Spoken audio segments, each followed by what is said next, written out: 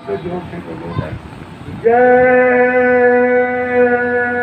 गुरुदेव।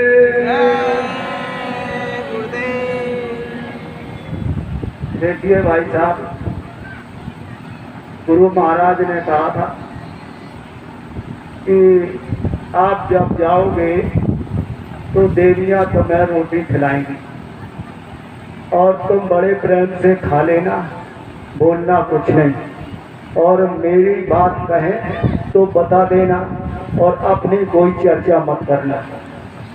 भाई साहब, इतनी बहनें बैठी हैं, मैं पहले बहुत प्रेम करता था, अब हमें इतना डर लगता है कि करंट से ज़्यादा। एक हमारी भौजाई थी, मेरा प्लाट था, उसने मेरे ऊपर बलात्कार लगा दिया था और कोर्ट में मुकदमा दायर कर दिया। हमने कभी भी गुरु महाराज की शिक्षा और इसके आगे कभी किसी बहन को बुरा भला नहीं कहा और मैं कोसों दूर रहता था उसकी परछाई से। गुरु महाराज कहते थे कि अंडा मांस और शराब पीने वाले के घर कभी भोजन मत करना। मैं नियम पूर्वक चलता रहा। उसने मुझ पर बलात्कार लगा दिया कोर्ट से 22 में। 3 बार जांच आई। दरोगा जी ने कहा कि तू बड़ा अपराधी है। हमने कहा हम बोरे में दाग नहीं लगने देंगे। अगर हमने बोरे में दाग लग गया तो मेरे पूरे भारत की संगत बोरे वाली एक ऐसे जाल में फंस जाएगी कि ये बड़े अपराधी हैं। हम बराबर गुरु महाराज के उस बताए हुए मार्ग से विचलित नहीं हुए, बराबर हम होशियारी से काम करते हैं। दरोगा जी ने बुलाया, मान सिंह जी एसआई अमरहर। हम गए तो हमने कहा सरकार आपने कैसे बुलाया? बोले ये पढ़ लो, ये तुम्हारी कोई है, उसने ये पत्र ये कोर्ट से डाला है। हमने पढ़ा तो उसने साफ लिखा था मेरे जेठ ने मुझको मारा, बेइज्जती की, 10,000 रुपये बेड के नीचे से उठा लिए और भाग गया। हमने कहा ये तो हमने कुछ नहीं किया और ये बड़ा अपराध कहाँ से टूट पड़ा। हमने कहा हम तो आपके थाने में बैठे, आप चले जाइए किसी भले आदमी से गांव में पूछ लो कि हमने किसी को कुछ कहा होगा तो इससे भी कहा होगा। गांव वालों ने कहा वो बाबा जय गुरुदेव का भक्त है, उसने ऐसी हमारे गांव में कोई घटना नहीं की। तो 11 लोगों ने एसआई को आधार कार्ड दे दिए, उसमें हमारे बीच में बैठे हैं दीक्षित। इन्होंने भी साथ निभाया, कहा अरे हम जय गुरुदेव के चेले हैं, इन दुष्ट कर्मों से दूर रहते हैं, सहयोग दिया। दोबारा अभी आया एसआई जी ने कहा कि ये बताओ 14 तारीख को तुम कहाँ थे? मैंने कहा हजूर 13 जुलाई को गुरु पूर्णिमा 22 को मनाई गई थी मथुरा में। मैं दादा गुरु के दर्शन करने 12 को गया था और 15 तारीख को वापस आया। कहा कि मुझे प्रमाण चाहिए, वहाँ क्या है? मैंने कहा दादा गुरु का आश्रम है, नाम योग साधना मंदिर, जय गुरुदेव धर्म प्रचारक संस्था। वहाँ से बाबा जी सारे भारत देश में धर्म का जय गुरुदेव नाम का प्रचार करते हैं। अच्छा, मैं इंक्वायरी करूँगा। मैंने कहा सर कर लीजिए। आपको उप जिलाधिकारी महोदय ने बुलाया एसडीओ साहब ने। मैंने कहा जाऊँगा। स्वामी जी महाराज ने सुबह 5 बजे 4 बजे का टाइम होगा, 4:46 थे। गुरु महाराज ने कहा ऐसे मत जाना और ड्रेस में जाना और उससे ये कहना कि सुन लो कि आप साहब जज हो, आप भगवान हैं, आप मेरा जजमेंट कर दो। वो जजमेंट कर देगा। मैं सीओ साहब के पास गया, इसके पहले पत्नी को बताया। हमने जैसे ही तैयार हुआ तो लड़का हमारा बड़ा वाला लड़ गया।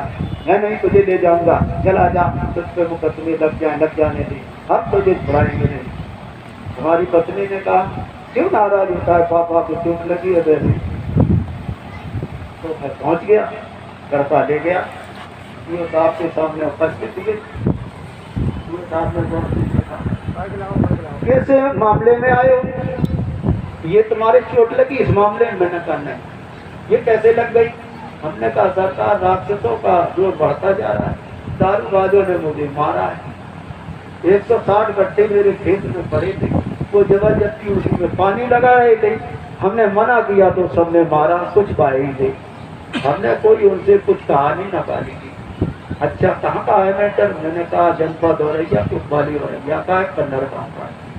अच्छा फिर कहा कि वहाँ कैसे गए थे? मैंने कहा साहब एक वहाँ मेरा घर है, एक जनपद कानपुर सिकंदरा में करियापुर गाँव में, दोनों जगह है। यहाँ मेरे नाना ने जमीन दी, मेरी माँ और भाई, मैंने एक प्लॉट लिया है। वो प्लॉट चाहती है कि आधा मुझे मिल जाए। सरकार वो मेरे नाम है, मैंने खरीदा था, किसी भाई ने कोई हिस्सा नहीं दिया था। अब वो साहब दारू पीती है, भाई जी दारू पीता है, मैंने उसको हमेशा के लिए अलग थलग कर दिया, अपना अलग रहो, तेरा डंगर ले जाओ। तो वो साहब जबरदस्ती लगती, प्लॉट नहीं दोगे तो बलात्कार लगा दूंगा। साहब लगा दिया। आप साहब जो जरा देना चाहते हैं दे दो, बैठ जाओ। हम साहब कुर्सी पर बैठ गए, पहले खड़े रहे कि मेरे गुरु का आदेश है, हम आपके सामने नहीं बैठे। अरे बैठ जाओ, आपको चोट लगी? अरे दादा बैठ जाओ। बैठ गया। अच्छा ये बताओ तुम्हारे किसी ने मदद नहीं की? मैंने कहा साहब मुझे कोई देखने नहीं आया। इतने गुरु भाई थे, दूर दराज से फोन पर अपना दुख प्रकट करते थे।